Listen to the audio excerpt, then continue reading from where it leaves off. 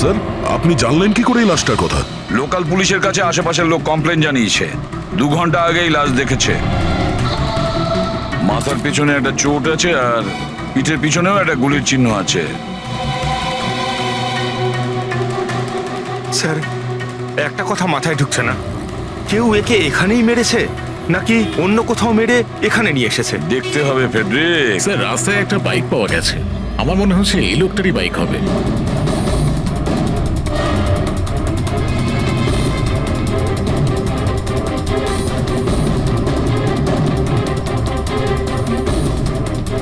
Skid mark. Sir, মনে হচ্ছে এই লোকটা বাইকে যাচ্ছিল, কেউ পেছন থেকে গুলি করে দিয়েছে। ডিসব্যালেন্স হয়ে গেছে, গাড়ি বাইক স্কিড হয়ে এখানে কারোর সঙ্গে ধাক্কা লাগিয়েছে, আর ওর বডি এখানে নিচে পড়ে গেছে। মাথায় চোট ওই সময় লেগেছে স্যার।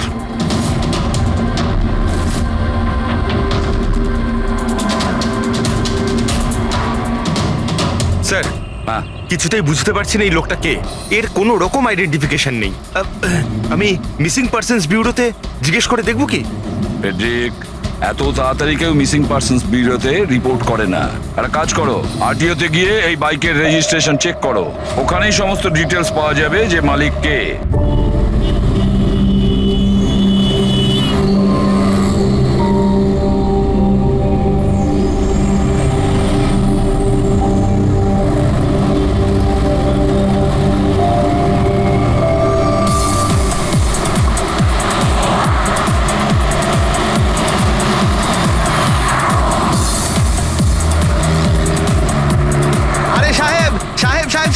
এটা নিন না। আরে দেখুন না, দেখুন না, দেখুন না, একটু ধরে দেখুন না, অনেক ডিসকাউন্ট পাবেন।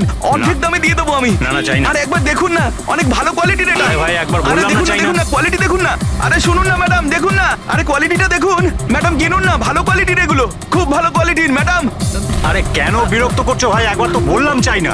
ও দাদা, এই ম্যাডামের মনে হয় কিছু একটা হয়েছে। আরে কিচ্ছু হয়নি ওর। আরে দেখুন না, ঘুমোচ্ছে। ওনার ঘাট থেকে রক্ত বেরোচ্ছে। কি? হ্যাঁ, দেখুন ওনার রক্তে ভেসে যাচ্ছে। সুচি? ওই যে, সুচি? ওই দেখুন, দেখুন, ওই যে সুচি?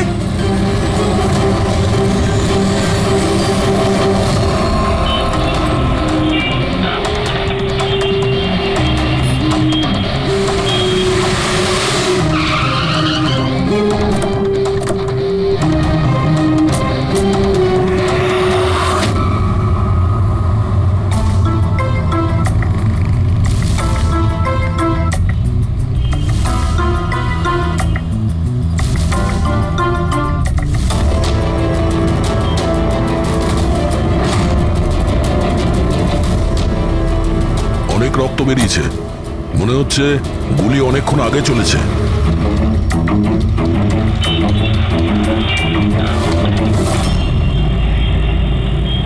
এসব কি করে হলো মিস্টার আশুতোষ। আচ্ছা, আর এনার নাম কি? ইনি আমার স্ত্রী সুচি। মানে বলতে চাইছি আমার ex wife Suchi. Ex wife? এসব কি করে হলো? জানি না স্যার, আমি কিছু জানতেই পারিনি। কিচ্ছু জানো না? তোমার এক্স ওয়াইফ তোমার পাশের সিটে বসেছিল, গুলি চললো, তুমি কিচ্ছু জানো না? এটা কি করে সম্ভব? আমার হাজবেন্ড কখনো মিথ্যে বলেন না।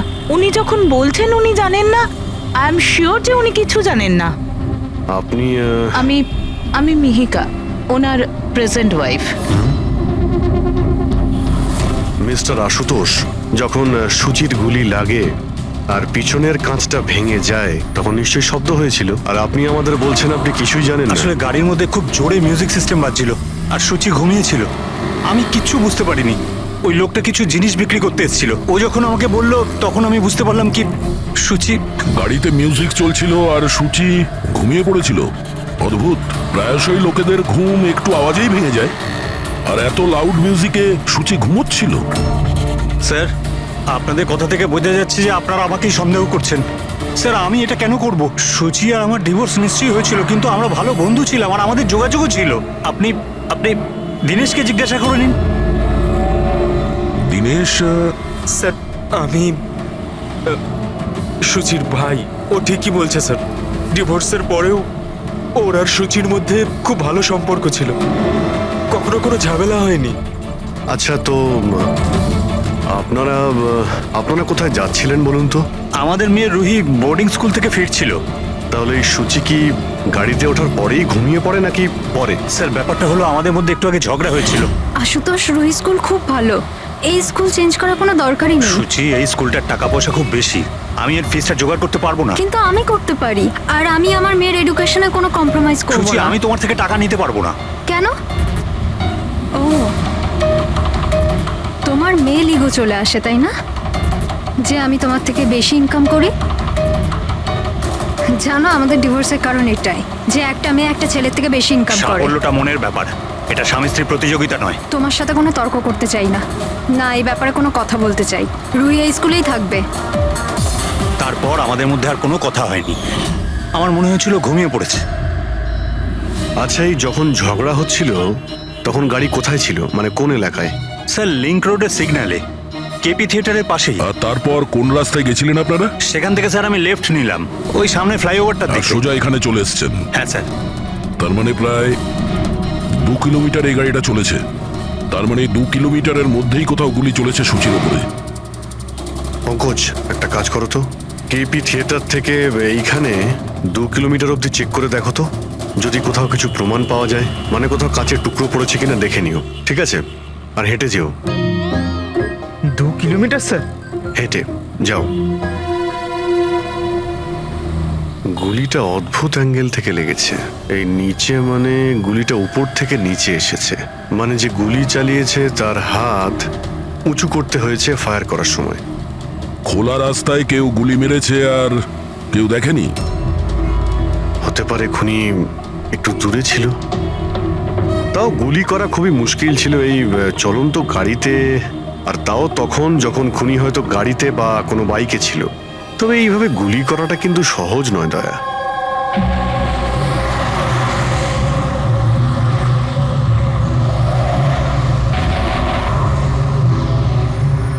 রাস্তায় কোথাও গাড়ি দাঁড় করিয়েছিলে তুমি? সিগন্যালে দাঁড়িয়েছিলাম একবার, ব্যাস, আর কোথাও নয়। যদি সিগনালেও কেউ গুলি চালায় কিংবা অন্য কোথা থেকেও যদি গুলি চালায়, তাহলে এম করার সময় তো টাইম লাগবে। তাহলে কেউ গুলি মারতে কাউকে দেখলো না কি করে?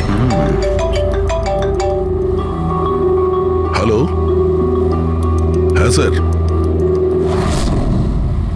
ঠিক আছে স্যার, আমরা পৌঁছাচ্ছি। কি হয়েছে?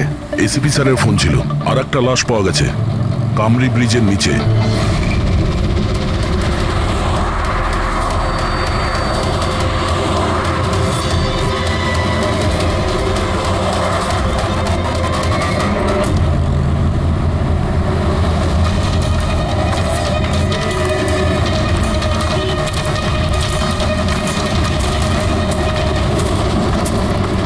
হ্যাঁ দয়া, স্যার, আপনি জানলেন কি করে এই লাশটার কথা?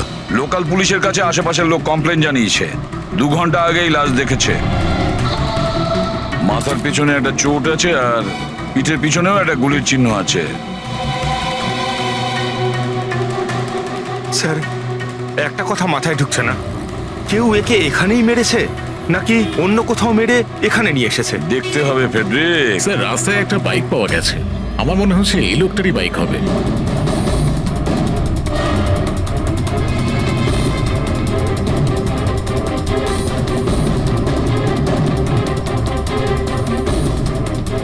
Skid mark. স্যার, মনে হচ্ছে এই লোকটা বাইকে যাচ্ছিল, কেউ পেছন থেকে গুলি করে দিয়েছে। ডিসব্যালেন্স হয়ে গেছে, গাড়ি বাইক স্কিড হয়ে এখানে কারোর সঙ্গে ধাক্কা লাগিয়েছে, আর ওর বডি এখানে নিচে পড়ে গেছে। মাথায় চোট ওই সময় লেগেছে স্যার।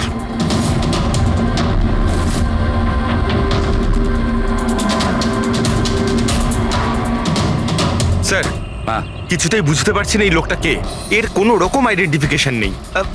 আমি মিসিং পার্সনস ব্যুরোতে জিজ্ঞেস করে দেখবো কি? ফেডরিক, এত তাড়াতাড়ি কেউ মিসিং পার্সনস ব্যুরোতে রিপোর্ট করে না। একটা কাজ করো, আরটিওতে গিয়ে এই বাইকের রেজিস্ট্রেশন চেক করো, ওখানেই সমস্ত ডিটেলস পাওয়া যাবে যে মালিক কে। ওই কেসটার ব্যাপারে কি হলো কিছু জানতে পারলে? না স্যার, খুব অদ্ভুত কেস, বুঝতে পারছি না গুলি কে চালিয়েছে আর কোথা থেকে। পুরো এলাকাটা খুঁজে দেখেছি স্যার, কিন্তু কিচ্ছু পাইনি। ট্রাফিক পুলিশরা কি বলছে? স্যার, ট্রাফিক পুলিশ, ওখানে দোকানদার যারা দাঁড়িয়ে ছিল তাদের সবাইকে জিজ্ঞেস করেছি, কেউ খুনির ব্যাপারে কিচ্ছু জানে না। তাহলে সূচির ওপর গুলি চললো কোথা থেকে? দেখতে হবে। স্যার, আমি বলেছি তো আপনাদের, আমি জানি না সুচির গুলি কখন লাগলো, কিভাবে লাগলো। আশুতোষ, দীনেশ, মিহিকা, সুচির খুব কাছের না তোমরা তিনজন, কি তাই তো? তাহলে এটা বলো, সুচির মৃত্যুতে তোমাদের তিনজনের মধ্যে কার লাভ হতে পারে? তার মানে স্যার, স্যার আমরা ওকে কেন মারতে যাব? ও স্যার, ও আমার নিজের বোন ছিল স্যার, নিজের বোন। আমি নিজের বোনকে কেন মারতে যাব? কোটি টাকা পাওয়ার জন্য। আবার কি কোটি টাকা পাওয়ার জন্য? এতে আমার কি লাভ হতো স্যার? আমার আর সুচির তো আগেই ডিভোর্স হয়ে গেছে। হতে পারে ডিভোর্সই ওই কারণটা।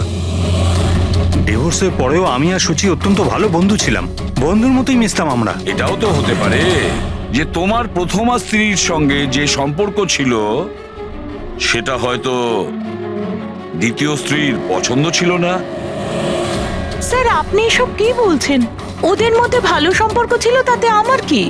ওদের দুজনকে নিয়ে আমার কোনো প্রবলেম ছিল না, আমি ইনসিকিউর নই। যদি তোমাদের তিনজনের মধ্যে কেউ সূচিকে না মেরে থাকে, তাহলে সূচিকে কে মেরেছে? কে মেরেছে? আমি বলছি আপনাকে, সুচি একটা এনজিওতে কাজ করত। ও ওখানে একজন অ্যাকাউন্ট্যান্টের পর্দা ফাঁস করে দিয়েছিল, কারণ ওই মেয়েটা টাকা পয়সা নিয়ে গন্ডগোল করছিল। তোমার মনে হচ্ছে শেলির হাত হতে পারে এই সবের পেছনে? ইয়েস স্যার, ওকে অনেকবার হুমকিও দিয়েছিল। স্যার আমার তো মনে হচ্ছে কি এ কাজটা হয়তো পৃথ্বীর হতে পারে। আচ্ছা, এই পৃথ্বী কি? খুবই খুবই অসভ্য ধরনের লোক, ওই রোমিও টাইপের। সুচি পুলিশকে কমপ্লেনও করেছিল ওর বিরুদ্ধে, কিছুদিনের জন্য জেলেও গেছিল। ঠিক আছে, তোমরা তিনজন যেতে পারো। Thank you sir. Thank you sir. Thank you sir.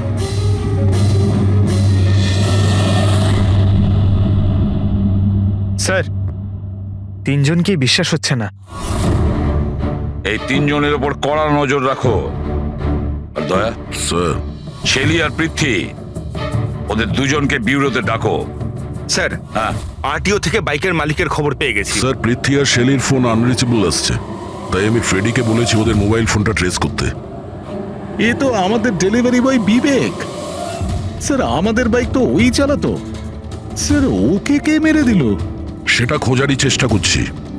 আচ্ছা, এই বিবেকের কারোর সঙ্গে কোনো শত্রুতা ছিল কি? না স্যার, ও তো খুবই সাদাসিধে ভালো ছেলে ছিল। কবে থেকে কাজ করছিল এখানে? গত 1 মাস ধরে রাজস্থান থেকে এসেছিল, খুব পরিশ্রমী ছিল। স্যার ও তো শহরে কাউকে চিনতও না। এ কোথায় যাচ্ছিল ডেলিভারি করতে? কোথাও নয় স্যার, আজ তো ওর ছুটি ছিল, ওই জন্য আমার বাইক নিয়ে ঘুরতে বেরিয়েছিল। আচ্ছা, ওর বাড়ির অ্যাড্রেস দিতে পারবেন? স্যার ওর বাড়ির অ্যাড্রেস তো নেই, ও এই দোকানেই শুতো। আচ্ছা, জিনিসপত্র কিছু? স্যার এই ওর একটা বাক্স আছে। এটা?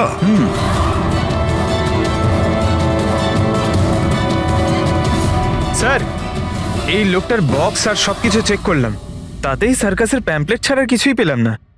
হয় ও সার্কাস খুবই পছন্দ করত, না হলে নিজের ফ্রি টাইমে প্যাম্পলেট বানিয়ে টাকা রোজগার করত। এটা এমন একটা মার্ডার যাতে কোনো সাসপেক্টই নেই। আচ্ছা, বিবেকের মতো এই ধরনের গরিব লোকদের মেরে কার কি লাভ হতে পারে? সেটাই তো। আর ওদিকে সূচি, দ্বিতীয় মার্ডার, যারা সন্দেহের তালিকায় অগণিত, তাদের মধ্যে যে কেউ গাড়ির সামনে গিয়ে গুলি করে মারতে পারে সূচিকে। না বস, আই এম সরি বাট আমি তোমার সঙ্গে একমত হতে পারছি না। কোন কথা? সেটা এই যে কেউ একে পাশ থেকে গুলি করেছে। তার মানে? স্যার তার মানে এটা। আরে এটা তো রাইফেলের গুলি। হ্যাঁ স্যার, আর এই গুলিটা সুচির গলায় এই এদিকে এখানটা আটকে ছিল। গুলি রাইফেল থেকে চললে তো অনেক দূর থেকে চালানো হয়েছে। হ্যাঁ একদম ঠিক, দূর থেকেও আর উঁচু থেকেও, এইসব আমি বলছি। এই দেখো বস, 50 ডিগ্রি অ্যাঙ্গেল থেকে সূচিকে গুলি করা হয়েছে। গুলি এখান থেকে এসেছে, কারের কাঁচের জানলা ভেঙেছে আর গিয়ে এর গলায় লেগেছে। এই গুলি যে অ্যাঙ্গেল থেকে চলেছে ডক্টর, কত দূর থেকে চলেছে এই গুলিটা? এই ধরো 70 ফিট দূর থেকে। তার মানে কোনো উঁচু বিল্ডিং থেকে চালানো হয়েছে। সে তৈরি হয়ে বসেছিল বিল্ডিং এর ওপরে গুলি চালানোর জন্য। একটা কাজ করো, ওই এরিয়ার ম্যাপটা বের করো। গুলি গাড়ির বাঁদিক থেকে এসছিল, আর বাঁদিকে প্রায় অনেকগুলো এরকম বিল্ডিং আর হাই রাইজ টাওয়ার আছে স্যার। যে জায়গায় ওদের দুজনে ঝগড়া হয়েছিল সেখান থেকে সুচির লাশ যেখানে পাওয়া গেছে তার মধ্যে প্রায় 15 থেকে 20টা টাওয়ার আছে। এর মধ্যেই কোনো একটা বিল্ডিং থেকে গুলি চালানো হয়েছে।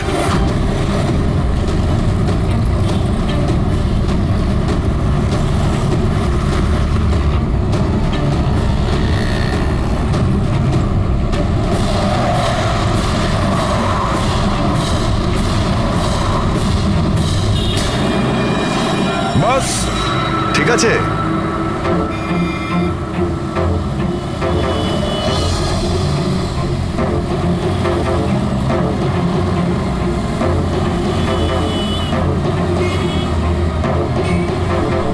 এই অভিজিৎ স্যারের হাতে ওটা কি?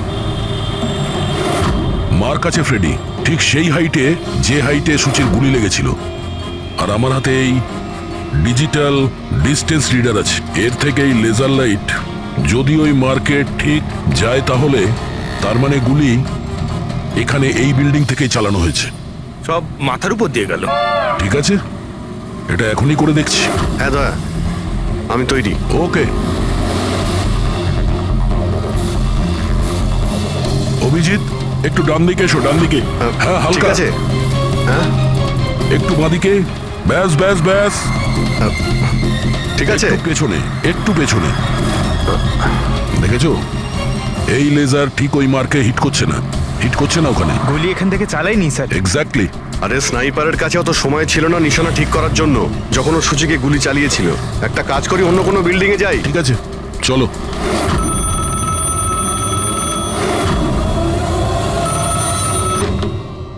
হ্যালো। হ্যাঁ হ্যালো।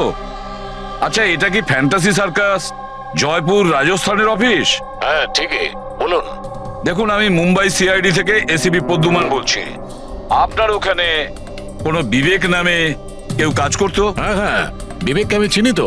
ও এই সার্কাসেই কাজ করতো। কেন, কি হয়েছে? কি কাজ করতো বলতে পারবেন আপনি? দেখুন স্যার, আপনার সঙ্গে সারাদিন ফোনে কথা বললে আমার শো ক্যান্সেল হয়ে যাবে। আমি আপনার কথা আমার মালিককে বলে দিচ্ছি, উনি আপনাকে ফোন করে নেবেন। ঠিক আছে? হ্যালো।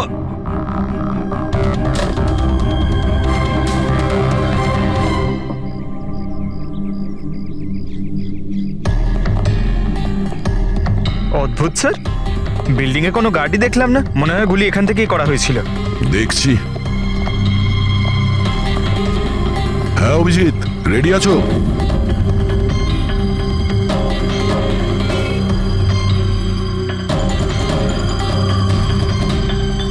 না অভিজিৎ, এখান থেকে টার্গেট ঠিকঠাক লাগছে না। একটু ডান দিকে এসো, ডান দিকে। আর একটু। হ্যাঁ পারফেক্ট পারফেক্ট।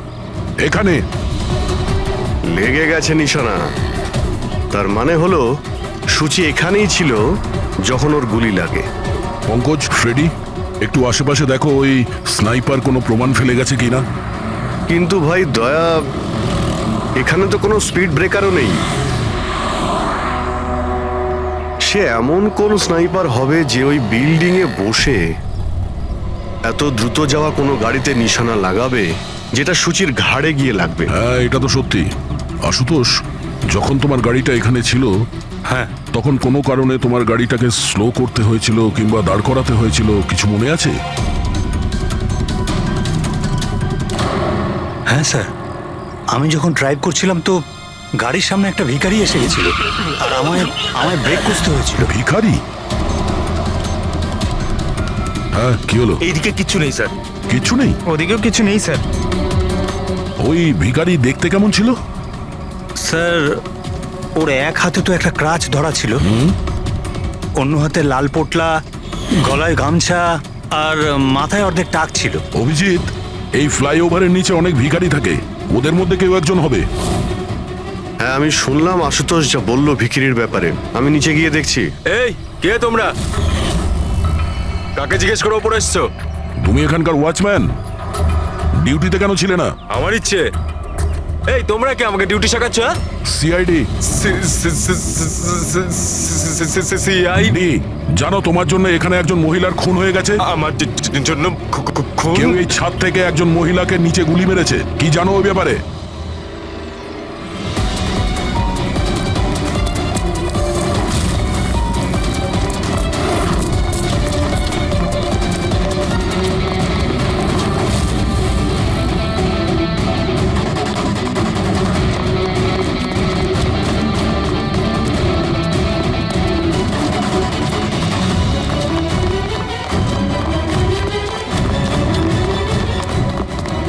বলছি স্যার স্যার আমি কিছু করিনি স্যার স্যার আমাকে ছেড়ে দিন স্যার আমি কিছু করিনি কিচ্ছু করিসনি তুই চল।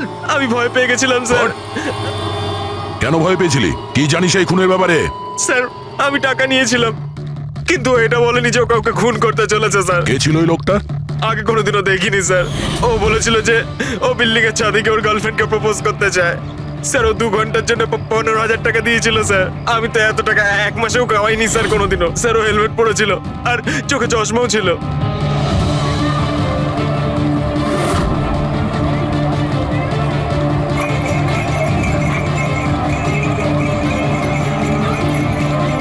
আরে ভাই শোনো, ও দাদা, আচ্ছা এখানে এমন কাউকে তোমরা দেখেছো যে মাথায় লাল গামছা বাঁধে, লাল রঙের একটা বোঁচকা আছে আর লাঠির সাহায্যে হাঁটেও? আরে দাদা শোনো, এমন কাউকে দেখেছো যে মাথায় লাল রঙের গামছা বাঁধে, লাল রঙের একটা বোঁচকাও রাখে আর খুঁড়িয়ে খুঁড়িয়ে হাঁটে? দেখোনি?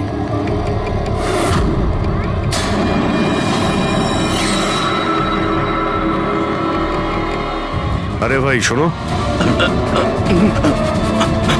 আরে ভাই শোনো, একটু কথা আছে। এই যে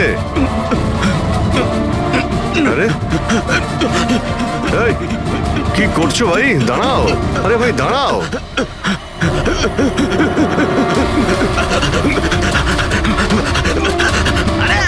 আমি কিছু করিনি, আমার কাছে কোনো টাকা পয়সা নেই, আমি কোনো কিছু চুরি করিনি, আমি একজন ভিখারি। আরে ছেড়ে না আমাকে। ল্যাংড়া সাজার নাটক করছিস? তুই জানিস ল্যাংড়াদের কতটা কষ্ট হয়? আরে কতবার করে বলবো আমার কাছে কিছু নেই, আমি রাস্তার ভিখারি, আমি সত্যি বলছি। এই, তুই সেদিন ইচ্ছে করে লাল গাড়ির সামনে পড়েছিলি না? কোন লাল গাড়ি? আমি কোনো লাল গাড়ির সাথে আসেনি তো। স্যার এটা কি গুন্ডামি হচ্ছে? আপনি ওকে ছেড়ে দিন, এটা কিন্তু ঠিক হচ্ছে না, আমি বলে দিচ্ছি কিন্তু। এই, সর। আমি সিআইডি থেকে। আরে কোথায় পালাচ্ছিস? দাঁড়া।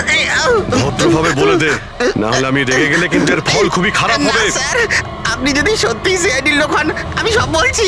একটা লোক আমাকে টাকা দিয়েছিল এসব করার জন্য, আর ও বলেছিল যে যখনই একটা লাল গাড়ি আসবে তার সামনে পড়ে যেতে, তাই আমি করেছিলাম স্যার। তুই কি করে জানলি যে লাল গাড়ি কখন আসবে? ওই ছাদে একটা লোক দাঁড়িয়ে আমাকে ইশারা করছিল, ওই রকমই। ও যে ইশারা করবে আমি তখনই লাল গাড়ির সামনে উল্টে পড়ে যাব। প্ল্যান ছিল স্যার। জানিস একটা মহিলার খুন হয়ে গেছে তোর এই প্ল্যানের জন্য? সাহেব আমাকে ক্ষমা করে দিন, দেখুন আমি রাস্তার একজন ভিখারি। ঠিক আছে, তুই এটা বল ওই লোকটা দেখতে কেমন ছিল? ওই স্যার ও হেলমেট পরেছিল, মোটরসাইকেলে এসেছিল, আমি তো ওর মুখটা দেখতেই পাইনি। আরে ভাই কিছু তো দেখেছিলি, কিছু তো শুনেছিলি? ওর একটা ফোন এসেছিল, ফোনে বলছিল যে তাড়াতাড়ি দেখা করতে এসো, আর উত্তরে বললো যে আমি ওখানে পৌঁছচ্ছি। কোথায় কোথায় পৌঁছতে বলছিল, তোর মনে আছে কিছু? হ্যাঁ, মনে পড়েছে, ভান্ডুপ মিল। ভান্ডুপ মিল? ভান্ডুপ মিল? আচ্ছা ঠিক আছে, ঠিক আছে, ফিরে এসো, আমি স্যারকে ইনফর্ম করছি। Okay sir. হ্যাঁ অভিজিৎ ভান্ডুপ মিল থেকে ফিরে আসছে। ও বলছে যে মিল একদম ফাঁকা পড়ে আছে, কোনো প্রমাণই ওর হাতে পড়েনি। খুনি তো ওখান থেকেই পালিয়ে গেছে। হতে পারে অভিজিৎ পৌঁছানোর আগেই ওখান থেকে ও পালিয়ে গেছে। পঙ্কজ,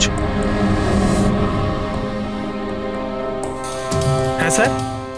পঙ্কজ একটা কাজ করো, যখন সুচির গুলি লেগেছিল ঠিক ওই সময়ে ওই এরিয়াতে কতগুলো মোবাইল অ্যাক্টিভ ছিল খোঁজ নাও। স্নাইপারের ফোন ওদের মধ্যেই কারোর হবে। স্যার হ্যাঁ হ্যাঁ পঙ্কজ, এটাও দেখো ওর মধ্যে কতজন লোক ভান্ডুপ মিলে গেছিল। স্যার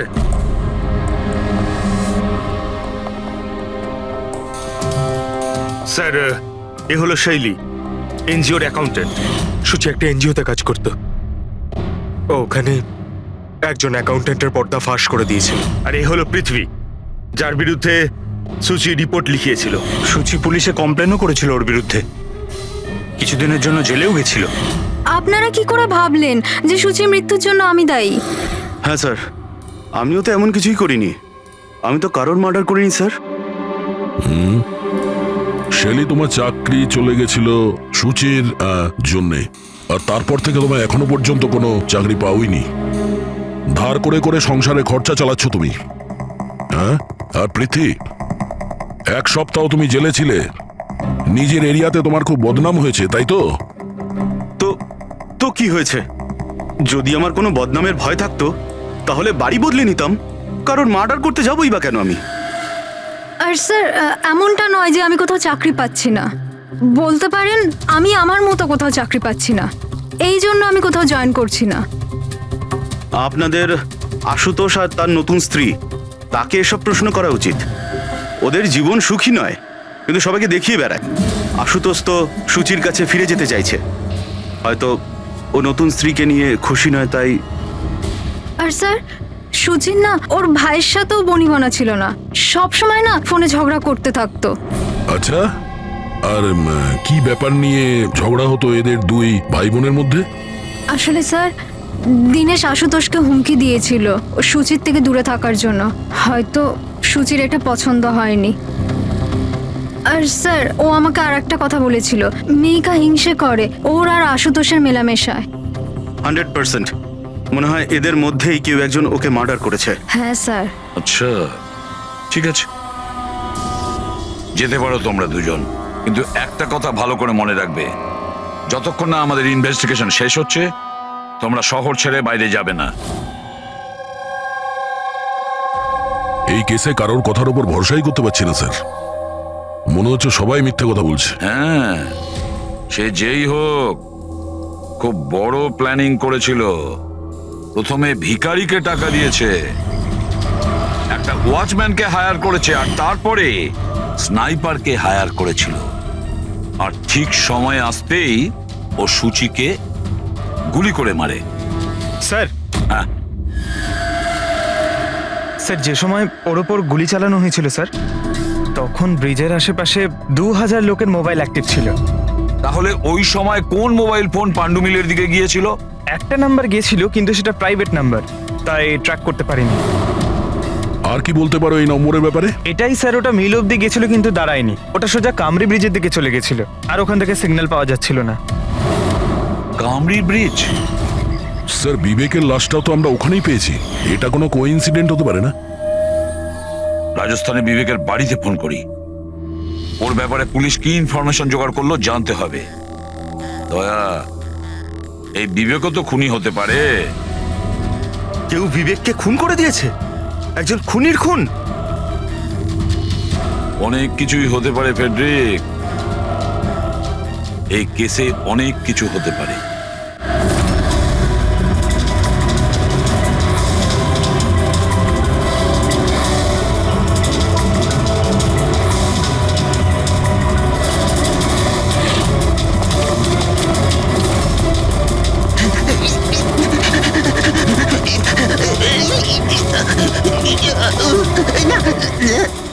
আরে তুই বারবার পালাস কেন? হ্যাঁ, বারবার আপনারা আমার পিছনে পড়ে আছেন কেন? পিছনে তোর পড়ে সঙ্গে আছেন কথা কেন? আছে। আমি কিছু কথা বলতে চাই না। অনেক হয়ে গেছে স্যার, আপনারা আমাদের এইভাবে বিরক্ত করতে পারেন কেউ না। তোমাদের জ্বালাতন করছে না, আমরা নিজেদের কাজ করছি, যাও। কিছু শুনতে চাই না, যান এখান থেকে। আরে একজনের খুন হয়েছে, তোমরা কি বুঝতে পারছো না? তা কি হয়েছে? আমরা কি খুন করেছি নাকি?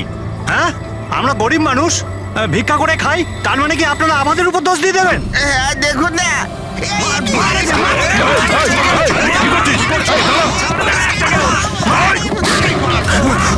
অভিজিৎ, তুমি ঠিক আছো?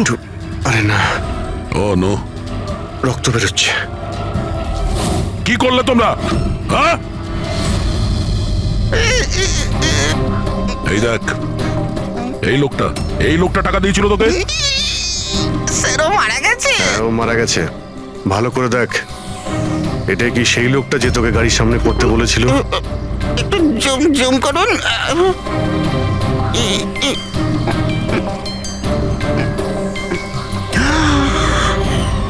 এমন ঘড়ি তো ও পড়েছিল।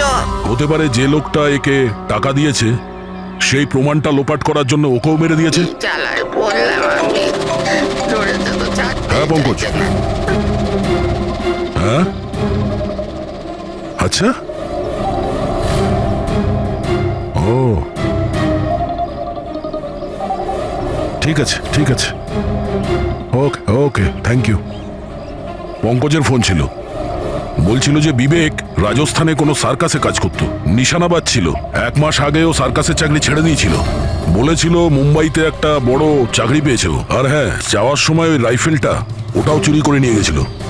রাইফেল চুরি করে এনেছিল? হয়তো সুচির সুপারি নিয়ে এখানে এসেছিল আর দোকানে এই জন্য কাজ করতো যাতে ওকে কেউ সন্দেহ না করে। হ্যাঁ, আর এই পুরো ষড়যন্ত্রের যে মাস্টার মাইন্ড, সে নিশ্চয়ই রাজস্থানে গেছিল বিবেককে সুপারি দেওয়ার জন্য। কে হতে পারে এই মাস্টার মাইন্ড, যাকে চোখের সামনে দেখেও ধরতে পারছি না?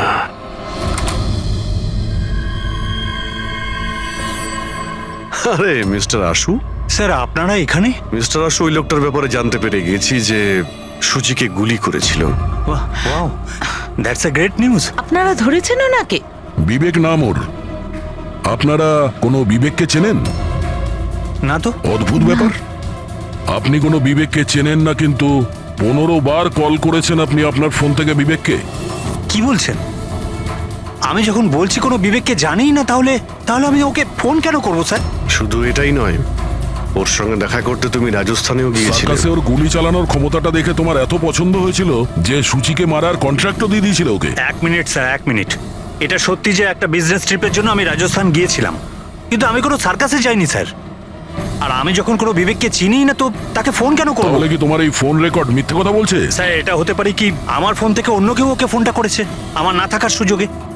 আচ্ছা, তাহলে কি আপনি আপনার ফোন যে কোনো জায়গাতে ফেলে রাখেন নাকি? না স্যার। হ্যাঁ ডক্টর। আচ্ছা ঠিক আছে ডক্টর। ওকে ডক্টর। ডক্টর সালুখের ফোন ছিল, আমাদের ফরেন্সিক ল্যাবে যেতে বলেছেন আশুতোষকে নিয়ে। বস, মেয়েটা এইখানে বসেছিল এই সিটে, আর এই অংশটা হচ্ছে সিটের পেছনের দিকটা, আর এটা হচ্ছে লিভার, যার দ্বারা সিটটা আগে পিছে হয়। আর এই লিভারটাকে জাম করে দেওয়া হয়েছিল। এই দেখো। লিভার জাম করে দিয়েছে? হ্যাঁ তাই তো।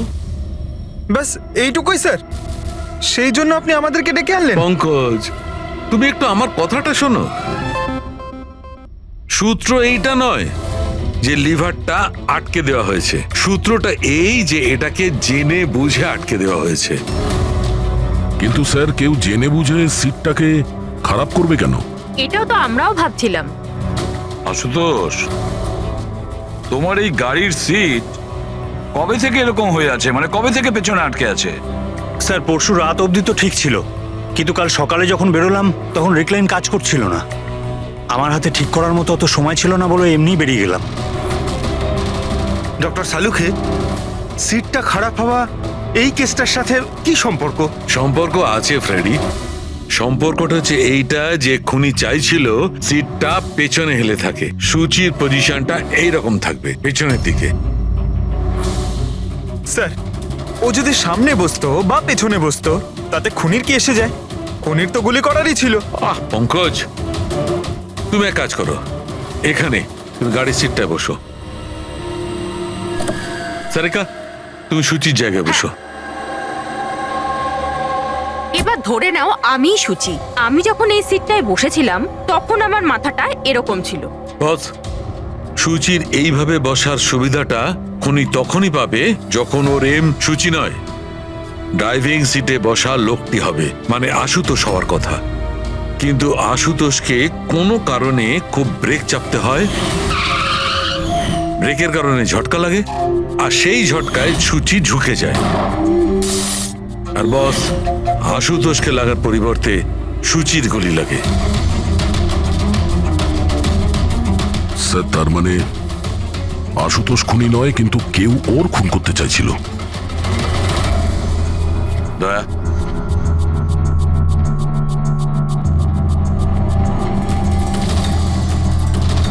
আশুতোষ।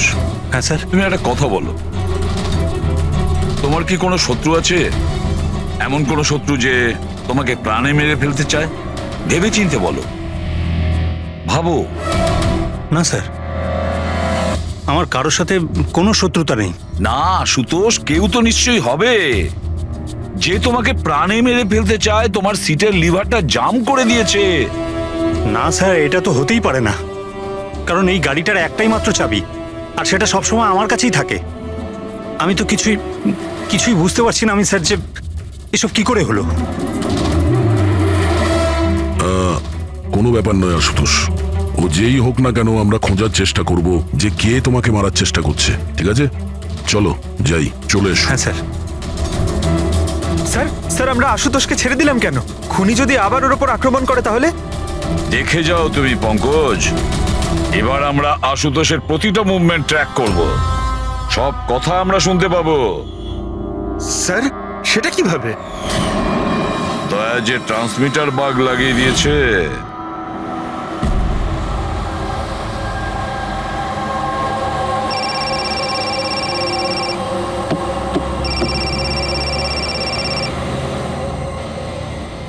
হ্যালো, হ্যাঁ বলো। আচ্ছা, ওকে চলে এসো বাড়িতে। ওখানে? কিন্তু ওই জায়গাটা তো বন্ধ না? ঠিক আছে, আসছি।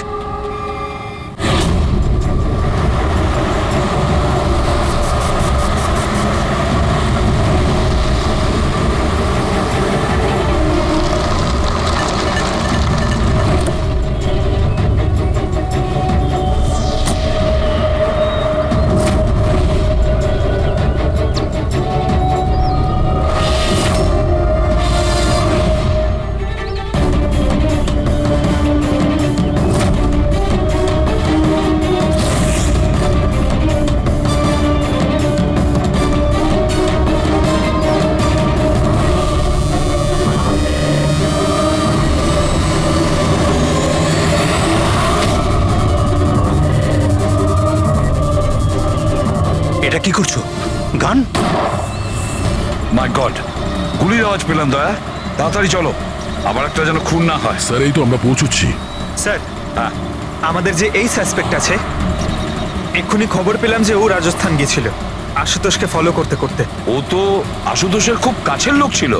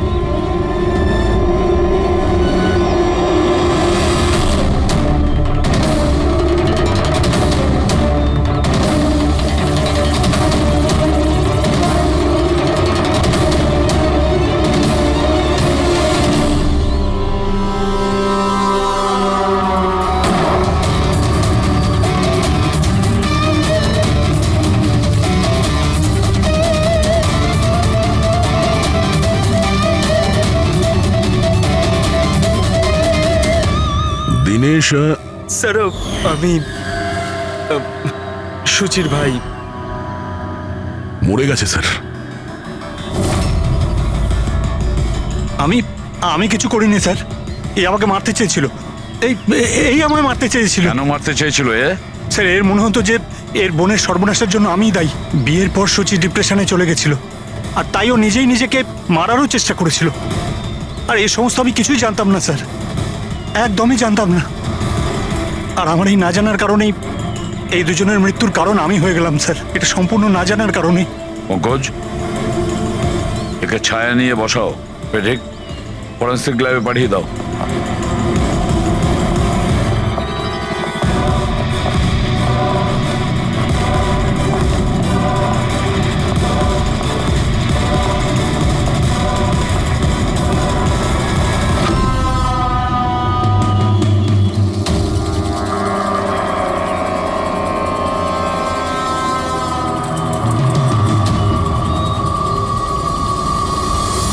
গল্পে একটা নতুন টুইস্ট। আশুতোষ,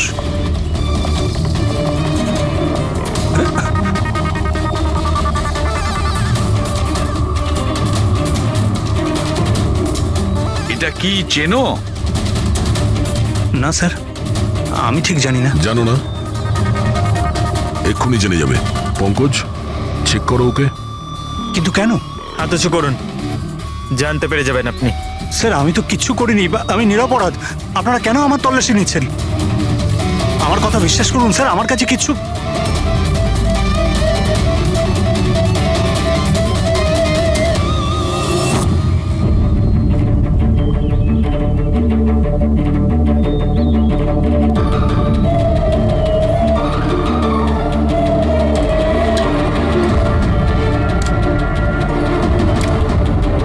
স্যার এই নিন ও রাবার বুলেটস।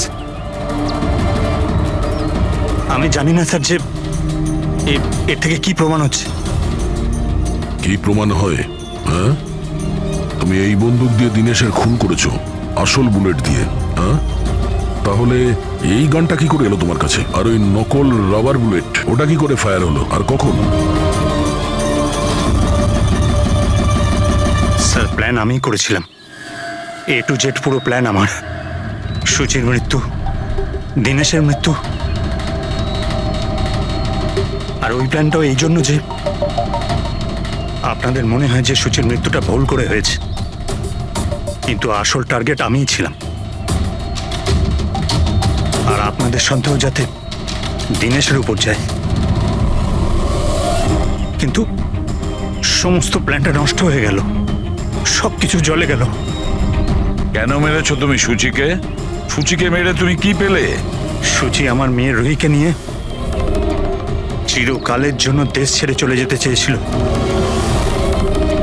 আর এই কথাটাও আমার কাছে লুকিয়েছিল। আপনারাই বলুন স্যার, আমার একমাত্র মেয়েকে নিজের থেকে দূর কিভাবে করতে দিতাম? আর সেই জন্য তুমি বিবেক মানে একজন শার্প শুটারকে টাকা দিয়েছো নিজের স্ত্রী সুচিকে মেরে ফেলার জন্য, আর যেই ও তোমার কাজ শেষ করেছে ওকেও মেরে দিয়েছো। তুমি দিনেশকে কি এমন কথা বলেছিলে যে ও মারার জন্য তোমাকে এখানে চলে এলো? আমি আমার ওয়াইফকে দিনেশের কাছে পাঠালাম। কি? হ্যাঁ দিনেশ, আমি এক্ষুনি জানতে পারলাম যে আশুতোষই তোমার বোনকে মেরেছে, আর ও তোমাকেও মারতে চায়। না না, আমি ওকে ছাড়বো না, মেরেই ফেলবো আমি ওকে। দিনেশ, পাগল হয়ে গেছো নাকি? খুন করবে তুমি? ও আমার বোনকে মেরে ফেলেছে, আমি ওকে ছাড়বো না। আমার বোনকে এভাবে মেরে ফেলার আগেও একবারও ভাবলো না। না, যাই হয়ে যাক না কেন, আমি ওকে ছাড়বো না, দিনেশ, আমি ওকে কিছুতেই দিনেশ, ছাড়বো না। দাঁড়াও, আমার কথা শোনো। আর সুযোগ পেয়ে ওর বন্দুকটা বদলে দিল। তাহলে দিনেশ তোমার উপর যে গুলিটা চালাচ্ছিল সেটা নকল ছিল? হ্যাঁ, মারপিটের সময় আমি ওই গানটা বদলে দিয়েছিলাম, যাতে আপনাদের মনে হয় কি আত্মরক্ষার জন্য আমি দিনেশকে মেরেছিলাম, আর আপনাদের সামনে আমি নিরপরাধ বলে সাব্যস্ত হই। কি রেখে গেলে তোমার ছেলের জন্য? না মা না বাবা। ওই সন্তানকে পাওয়ার জন্য তুমি ওরই মাকে মেরে ফেলেছ, আর এই অপরাধে তুমিও আজীবন জেলের গড়াদের পেছনে থাকবে। বলো আশুতোষ, কি পেলে তুমি নিজের ছেলেকে এইভাবে অনাথ করে? কি পেলে?